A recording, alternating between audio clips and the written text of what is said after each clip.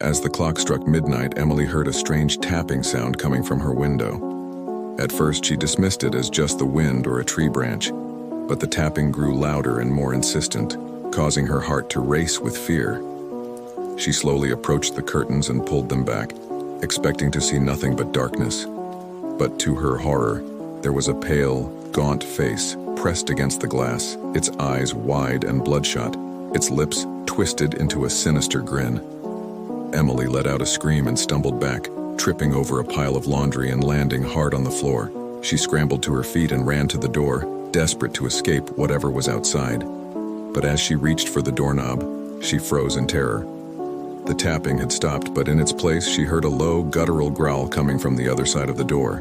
She could feel a cold chill creeping up her spine as she realized she was not alone in the house.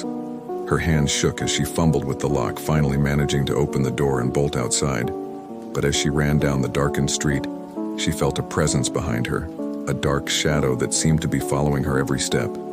She could hear heavy footsteps getting closer and closer, the growling growing louder and more menacing. Emily knew she had to find a way to escape, but no matter where she turned, the shadow was always there, lurking just out of sight. With a sudden burst of adrenaline, Emily sprinted towards the nearest streetlight, hoping to find safety in its glowing embrace. But as she reached out for it, the light flickered and went out, plunging her into darkness once again. And then, just as she was about to lose all hope, she felt a cold hand clamp down on her shoulder, squeezing tightly as a chilling voice whispered in her ear, "You can run, but you can't hide. I will always find you." Emily screamed and screamed, but no one came to her rescue.